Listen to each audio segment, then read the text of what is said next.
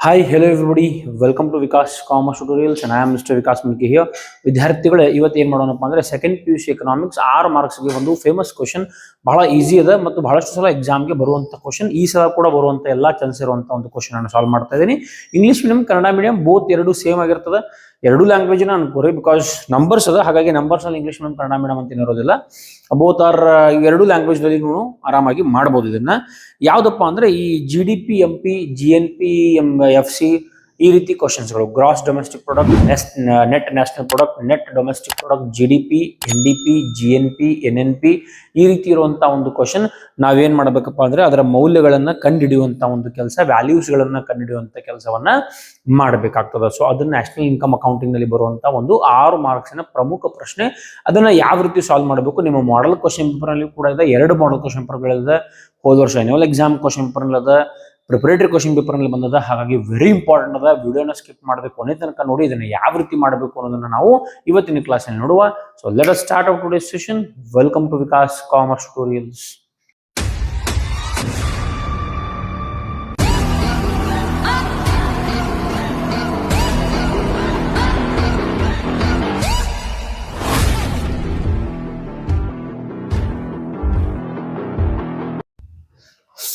Okay ವಿದ್ಯಾರ್ಥಿಗಳೇ, ನಿಮ್ಮ screen ಮೇಲೆ ಏನು ಕಾಣ್ತಾ ಇದೆ ಇಲ್ಲಿ ನೋಡಬಹುದು. Question number 38 model question paper 2 25-26 second PUC model question paper 2 economics subject.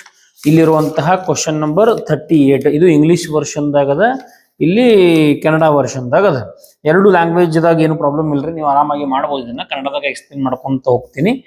ನಿರ್ದಿಷ್ಟ ವರ್ಷದಲ್ಲಿ ಮಾರುಕಟ್ಟೆ ಬೆಲೆಗಳು ಒಂದು ದೇಶದ GDPಯು 5,000 ಕೋಟಿ. ಮಾರುಕಟ್ಟೆ ಬೆಲೆ MP ಅಂದ್ರೆ ಮಾರ್ಕೆಟ್ ಪ್ರೈಸ್. ಓಕೆ, ಇಲ್ಲಿ ನೋಡಬಹುದು ಇಂಗ್ಲಿಷ್ ದಾಗ ಏನದ, market price GDP of MP of a country in a particular year was rupees 5,000 crores. Okay, ಅದಾದ ನಂತರ 500 ಕೋಟಿ ಅದ. ಇದು ಕೊಟ್ಟಿದ್ದಾರೆ ನೋಡ್ರಿ, GDP MP ನ 5,000 ಕೋಟಿ ಅದ.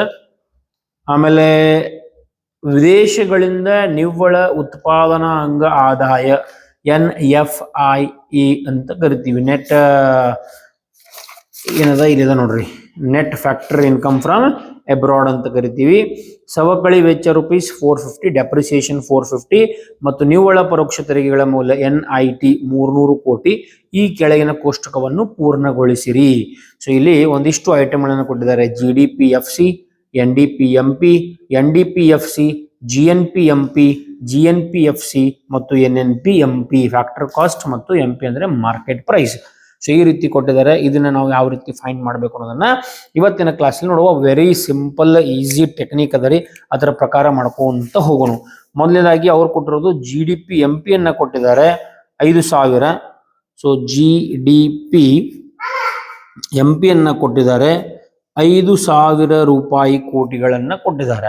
ಈಗ ನಮಗ ಅವ್ರು ಫೈಂಡ್ ಮಾಡಂತ ಹೇಳ್ತಾ ಇರೋದು ಏನಪ್ಪಾ ಅಂದ್ರೆ GDP FC ಅನ್ನ ನಾವು ಫೈಂಡ್ ಮಾಡಬೇಕು. ಸೊ GDP FC ಒಂದನ್ನ ಗಮನ ಇಟ್ಕೊಳ್ಬೇಕು ಎಲ್ಲಾರು. FC ಅನ್ನ ನಾವು ಫೈಂಡ್ ಮಾಡಬೇಕಾದ್ರೆ ಕಂಪಲ್ಸರಿ ನಮಗೆ MP ಗೊತ್ತಿರಬೇಕು.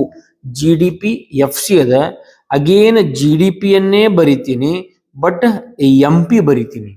GDP FC ನಮಗ್ ಗೊತ್ತಿರಬೇಕು ಅಂತಾದ್ರೆ MP ನೂ ನಮಗ್ ಗೊತ್ತಿರಬೇಕು. FC ಬೇಕು ಅಂದ್ರೆ MP is compulsory.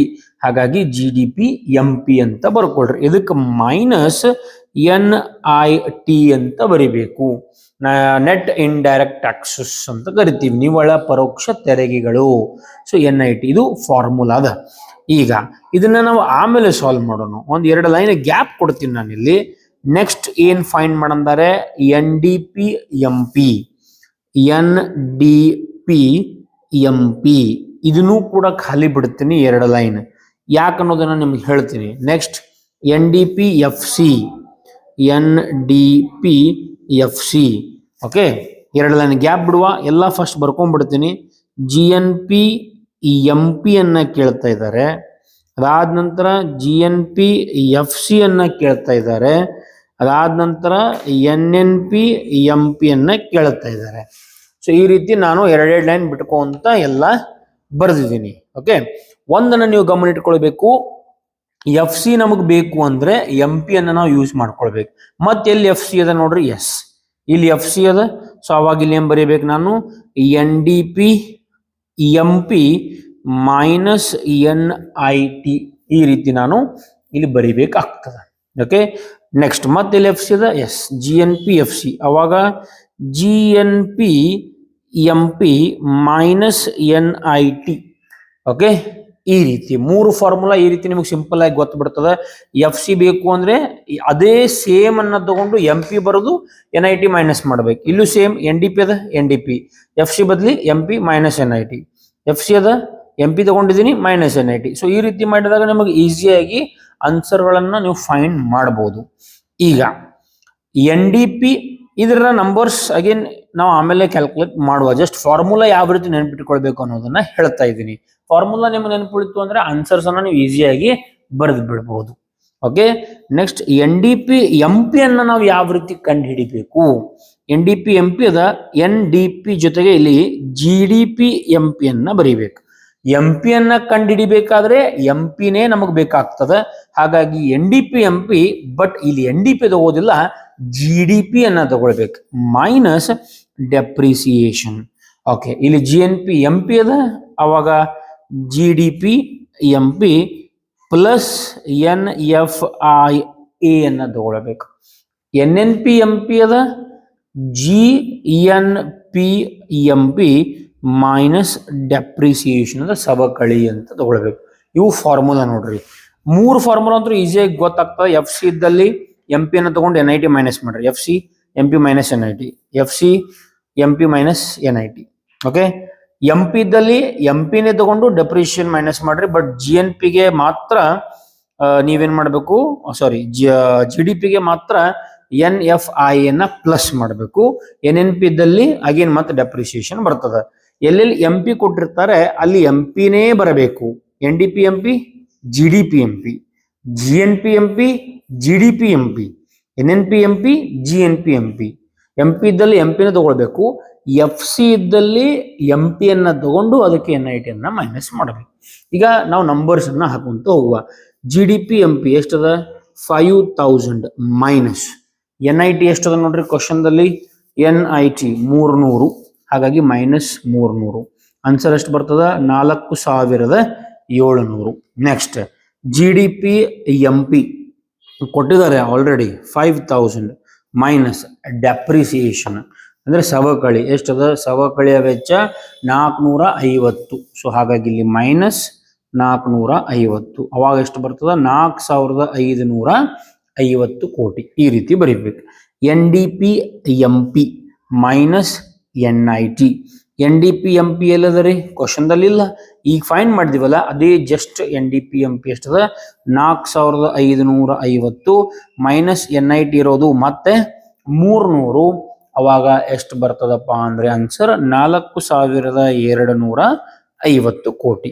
Next G N P M ಪಿಗೆ G D P M P, G D P M P ಅದೇ ಆಲ್ರೆಡಿ ಕ್ವಶನ್ ಅಲ್ಲಿ 5000 plus N F I A.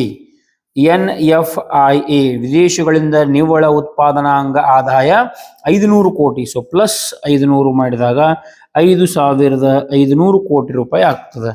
G N P M P ತಗೊಳ್ಬೇಕು. ಈಗ G N P M P ಇದೇ ಈಗ find ಮಾಡಿದೀವಿ, 5500 minus N I T again 300 ಅದ. So answer 5200. N N P M P find ಮಾಡ್ಬೇಕಾದ್ರೆ G N P M P ಬೇಕು. G N P M P ಇಲ್ಲದ 5500 minus depreciation 300. ಅವಾಗ answer again 5200 ಬರ್ತದೆ. Okay, N N P M P equals to G N P M P minus depreciation. G N P M P ನಿಮ್ಗೆ ಎಲ್ಲಿ ಸಿಕ್ಕಿರ್ತದ?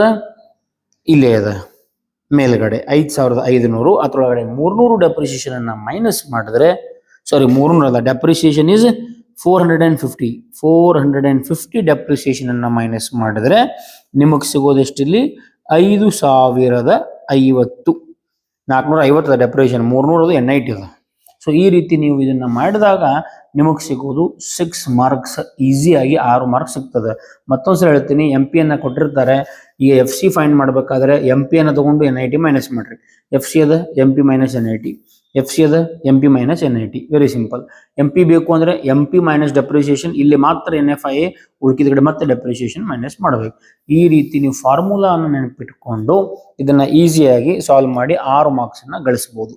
Okay, so ಈ ರೀತಿ 6 marks ಅನ್ನ ಗಳಿಸಬಹುದು. ಇಲ್ಲಿಗೆ ನಾನು ಈ ವಿಡಿಯೋ ಸೆಷನ್ ಅನ್ನ ಎಂಡ್ ಮಾಡ್ತೀನಿ. ಇನ್ನು ಮುಂದೆ ನಾವೇನ್ ಮಾಡೋಣಪ್ಪ ಅಂದ್ರೆ 4 ಮಾರ್ಕ್ಸ್ ಕ್ವಶನ್ಸ್ಗಳು ಆಮೇಲೆ ಪ್ರಾಕ್ಟಿಕಲ್ ಓರಿಯೆಂಟೆಡ್ ಕ್ವಶನ್ಗಳನ್ನು ಕೂಡ ನಿಮ್ಮ ಮುಂದೆ ತಗೊಂಡ್ಬರ್ತೀನಿ. Thank you everybody for watching Vikas commerce tutorials.